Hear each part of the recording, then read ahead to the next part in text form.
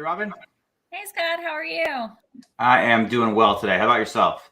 Oh, doing great. It's great. We're finally able to get a lot of our teams back together in person for the first time, since pre-pandemic now. So we've got two big offsites this week: one in Redmond, one in Atlanta. All of U.S. education finally together again. So it's just really exciting. Love it. Just like all these spring conferences, it feels so like renewing and just wonderful to be back with people again and sharing ideas and just connecting, right? Just being friendly and Absolutely. socializing again. Yeah, I know you got to hit the road last week as well and attend a couple of conferences out there. Yeah. Yeah, absolutely. Yeah, in Louisiana for a couple days with NCEA, and then we had our 2-day virtual event for NCCE. Be careful with those acronyms; they're really close. But yeah, again, just great to be back, learning again, attending sessions, presenting sessions. It just feels really, really comfortable, and I feel excited about where things are going for sure. Yeah, that's exciting. Well, I'm excited for our guest tonight as well, that we'll be able to chat with him and some things that he participated in. I think he joined NCCE as well last week, so we'll have to hear from him. Absolutely. Well, let's jump right in and kind of start off with some epic things we've seen on the web this week. Sounds great. We got a couple really great ones. As always, tons of good sharing. So we appreciate all the wonderful sharing that is out there on the internet, but we are excited to highlight just a few. This one's really timely. So we know in our community, we have nominations coming up for the MIE Expert and Showcase School community. And this one is amazing. Lisa Schwartz and Holly Kelly wrote a blog post for the Learning Technology Center of Illinois on the benefits of becoming an MIEE. And we highly recommend reading it, whether you're returning or thinking about applying to be an MIEE. We'll put the link to that blog post in our Wakelet resources. But it was really wonderful. They shared some great reflections on how to challenge yourself and growing your professional network, and even a mention of the education transformation framework, which not everybody knows about, but is a great framework for transforming your schools. So really appreciate the share from Lisa and Holly, and a special thanks to Neelan Taylor, who shared this on social media, among others as well. There were several that caught on to this, but really great share and a really great blog post there. And then next up is my friend Dino from here in California. Anybody who was on our community call for April saw Dino share some of the amazing work he's doing with Minecraft. And this one I thought was really neat too. And it may seem kind of small. He just, dropped off a Flipgrid pod to a teacher, but I love the excitement that it generated in her. And then the conversation it created with another teacher who kind of saw that and went, oh, that looks cool. Like, what's that all about? What's the Flipgrid pod? How do I get one? So we appreciate Dino's excitement and just the way he engages with his teachers. And I think it really demonstrates the power of creating these conversations and this excitement around trying new things in the classroom. So great work, Dino, and definitely keep it up. And Robin, last one, over to you. Yeah, the last one is coming to us from Michigan. So we know that often people are very selfless and they are always doing nice things for other people, but we also need to put the importance of doing something nice for yourself as well. And Megan McBain was sharing all of the great things that teachers can have conversations around their own well-being and their own mental health and perspective. So last week there was a tweet meet discussing well-being, and it was just really great to hear all the school leaders and educators out there sharing their perspective of what they're doing to take care of themselves.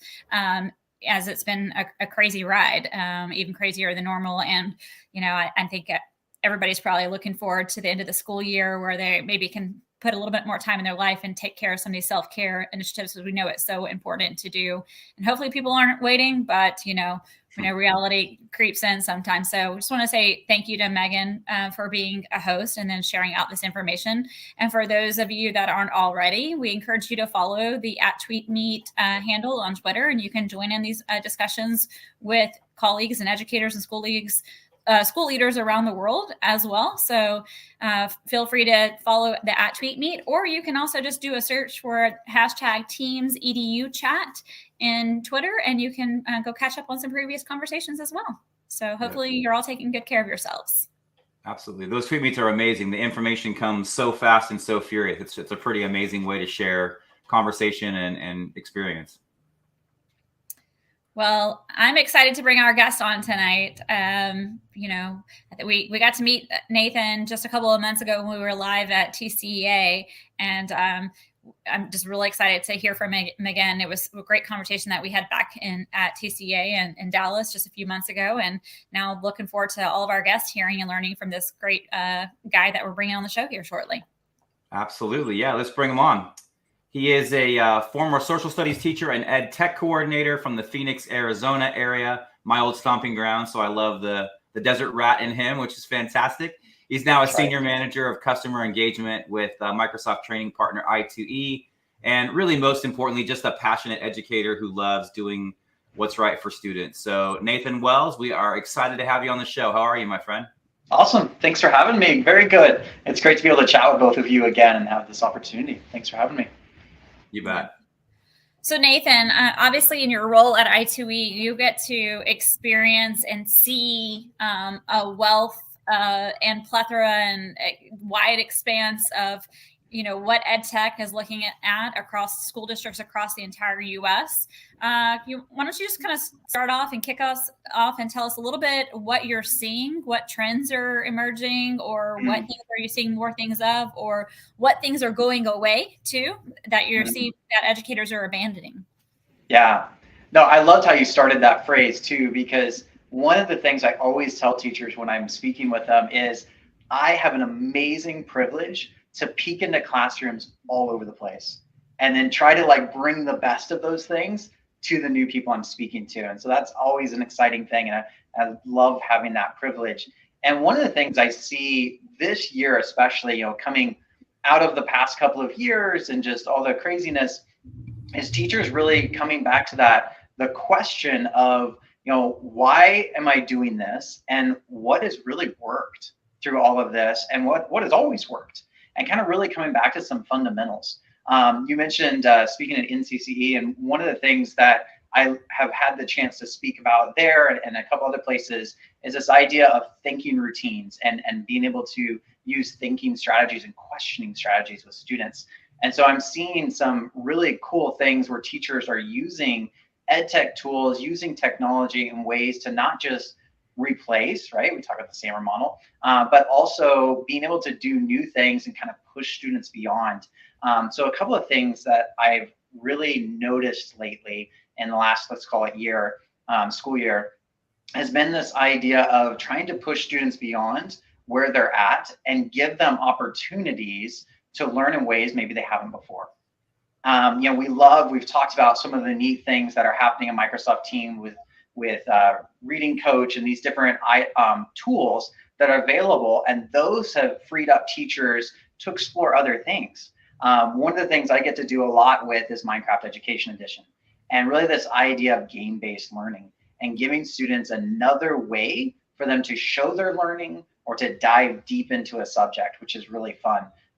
So I've been seeing tons of that. That's been kind of the hottest thing I've been asked to either help with or create or, really work with lesson planning on, has been kind of Minecraft and this game-based learning. Interactive 3D, which is a little bit different, kind of this idea of kind of CTE and older groups working in things like Unreal Engine and Unity, where they're building in these immersive, crazy 3D environments, and how that is a direct pathway to all these jobs that are being needed in industries around the world, which is just amazing to see what our students have access to now in high school and middle school, and how that directly, it's so clear you can see a pathway to their careers. And a lot of that, though, starts with basic computer science concepts, problem solving, inquiry, really trying things again, iteration, which we start teaching in our classes every day with students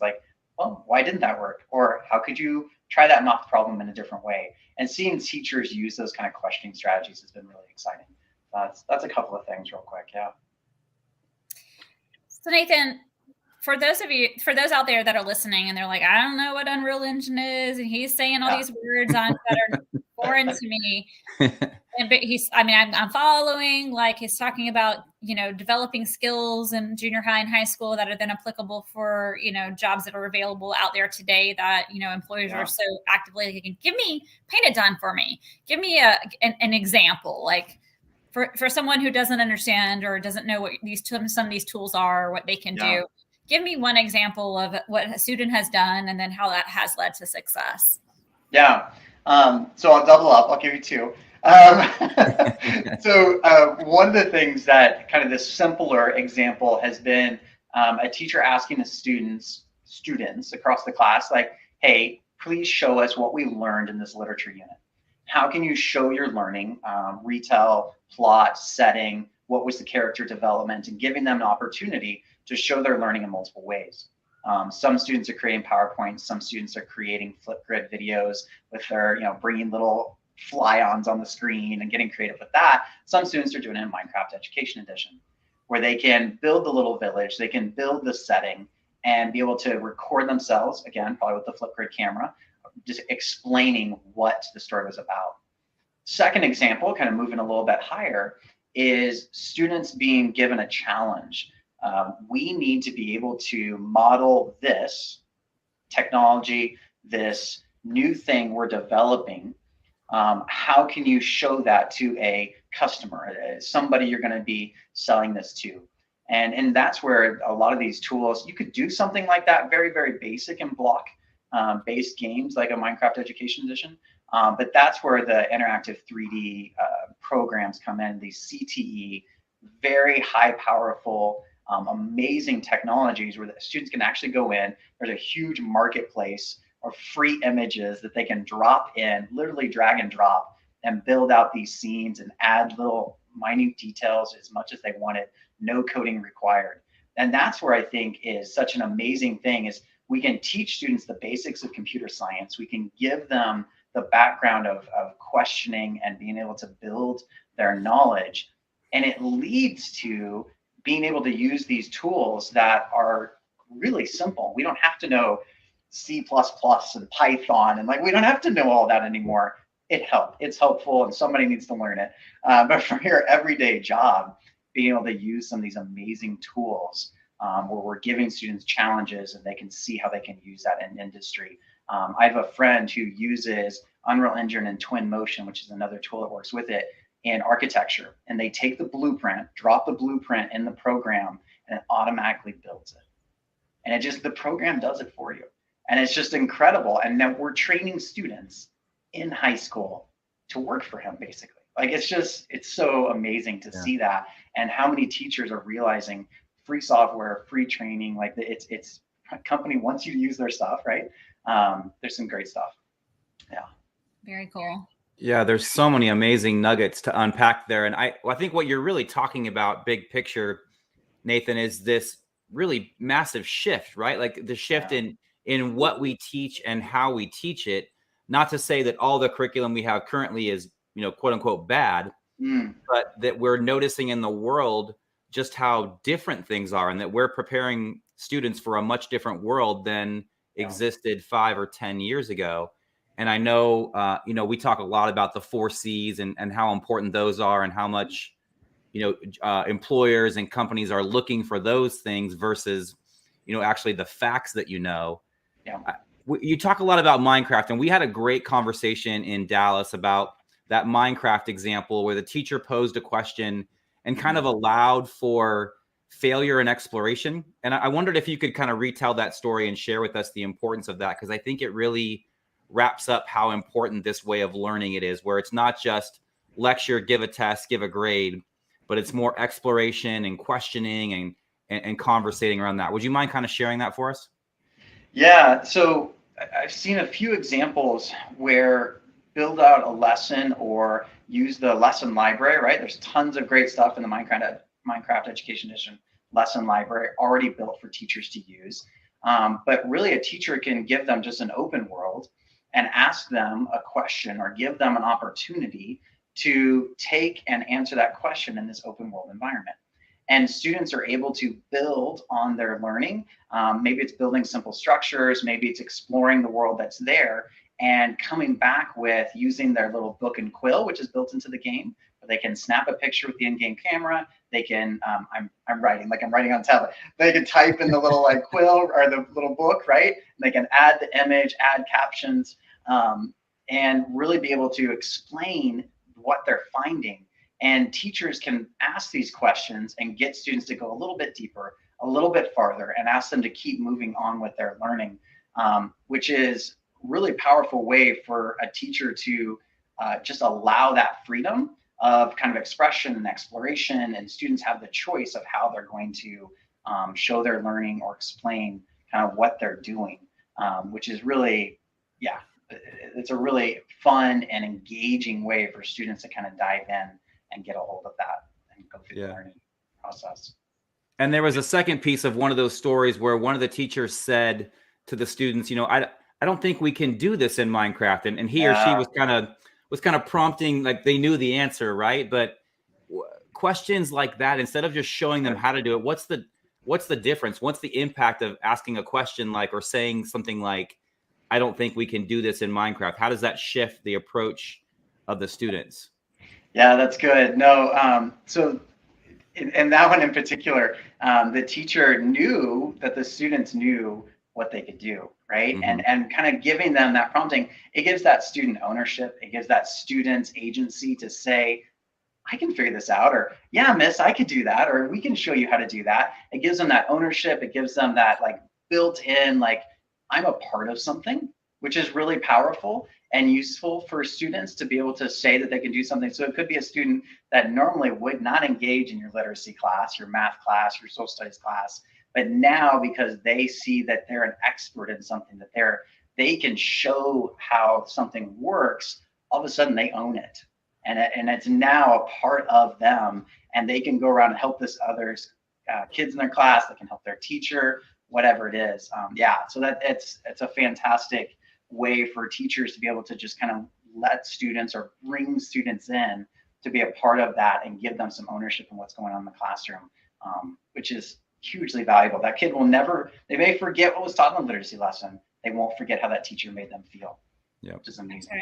I mean, what you're describing is academic coaching at its best, right? It's not giving the students, here are the things you need to do to be successful and make an A, and here's, you know, step by step what that looks like, or, you know, solving the problem for them. It's just more encouraging them and challenging them by asking questions to them and letting them find that, you know, maybe a bit of frustration at first because they maybe just wanted the easy way, but it's that empowerment of at the end when they were able to self-discover and explore and learn on their own. Now they're like, I did this all on my own without any help. Right? So it's that affirmation that helps us and that honestly builds the skills that are successful for long-term in our career, where, you know, we know that people are going to be more successful in their careers if they feel empowered to solve their own problems and have that bit of creativity and exploration to, you know I can fail and learn and fail again and learn more. And eventually look what I did because of that, right? It's that stretch moment that we all are looking to like really embed in the school day, which I think can be so powerful.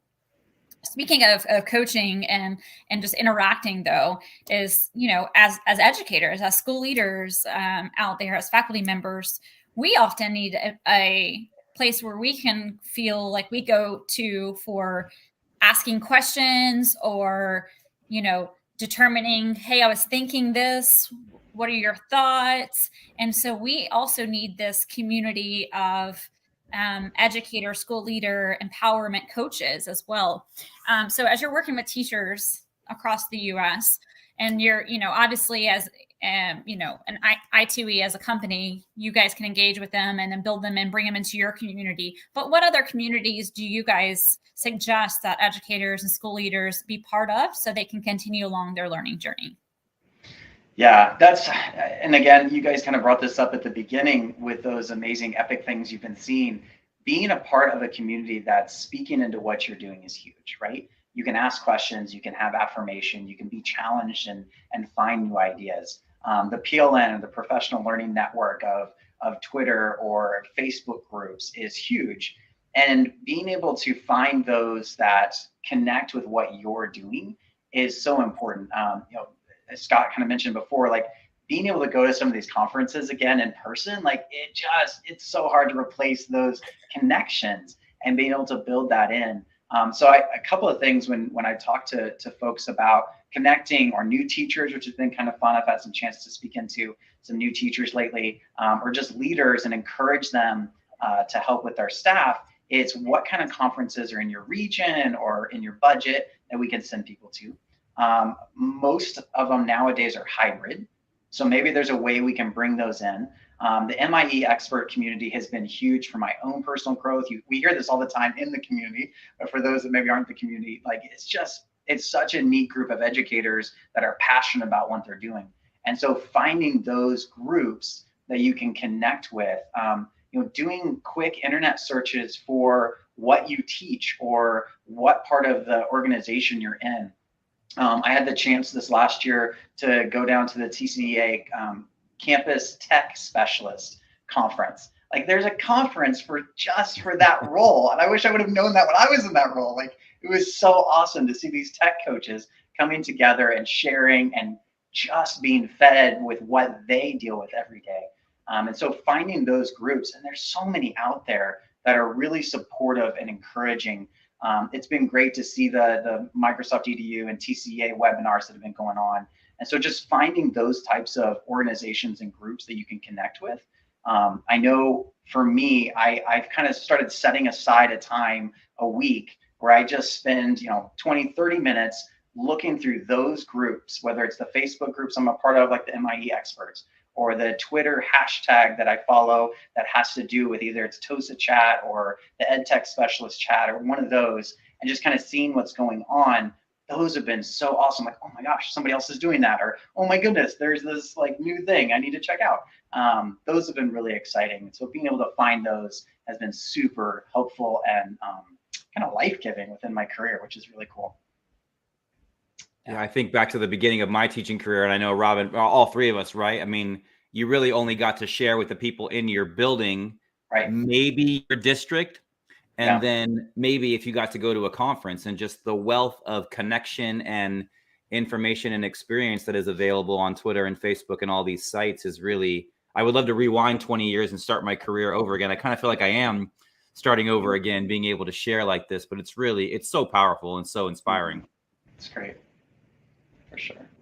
Yeah, there's a little bit out there for everybody. And, I think it's at the heart of everything. It's why most people became a teacher, is because we have this like love of lifelong learning and to continuing to grow and continuing to stretch, right? And how do you do that? Like, once you make it and you've graduated from college, you become a teacher, maybe you go get your master's, you check all the boxes and you start practicing, that learning and growing doesn't stop. And because of the web and these communities, there's these opportunities to keep going and what's next and what else and what else. Mm-hmm. And then I think, if a teacher models that in their own professional day-to-day, then that's also something, we know modeling is important for our students. Our students will see my teacher is a continual learner and is, I know when I was in the classroom, I used to share like, I just, met with this other teacher and they're doing this one thing. I want to try that in our classroom. And they're like, I think them just seeing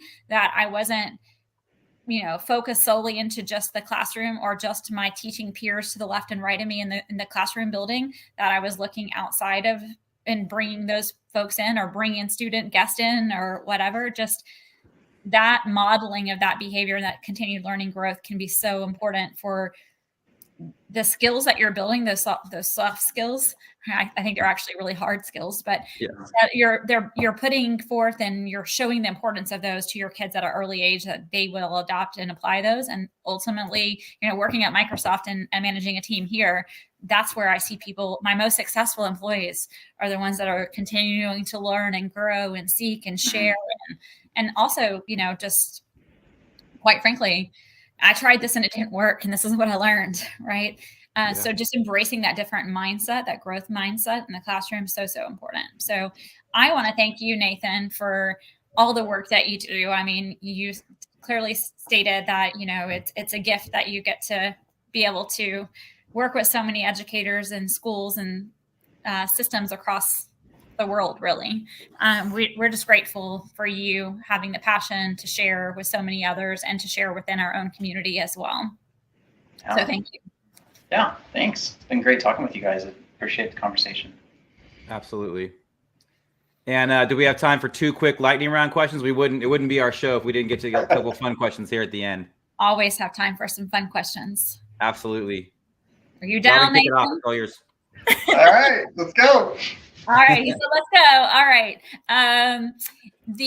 What is the most used app on your phone right now? Oh my. Probably not a fun one. Goodness. Audible's been it this week. That's been it for me. I've been trying to get in as much reading as I can.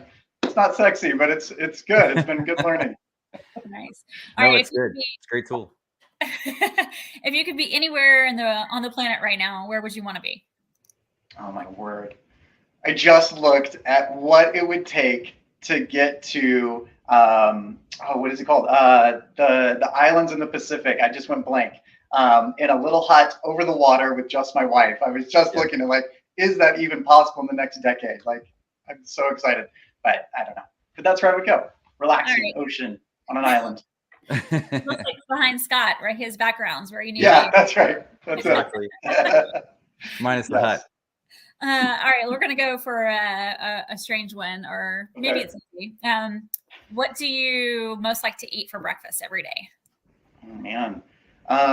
Actually, I make breakfast every day in our house, and the kids and I have come up with our own recipe of peanut butter honey oatmeal that we make over the stove, and it is our absolute favorite. Add in a little cinnamon, honey, peanut butter. It's fantastic. It's very filling. Yeah, that's it.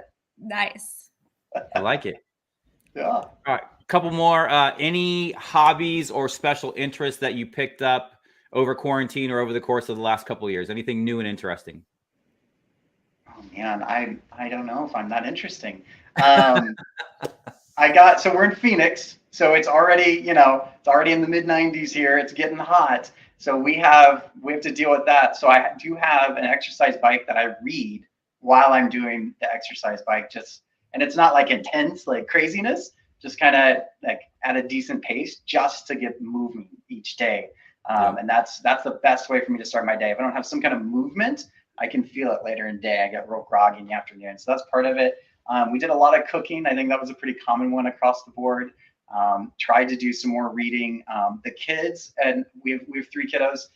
We started playing a lot of card games. So if you've never heard of like Taco Cat, Goat Cheese Pizza, and some of these like goofy card games, that's been some good ones we picked up. Yeah.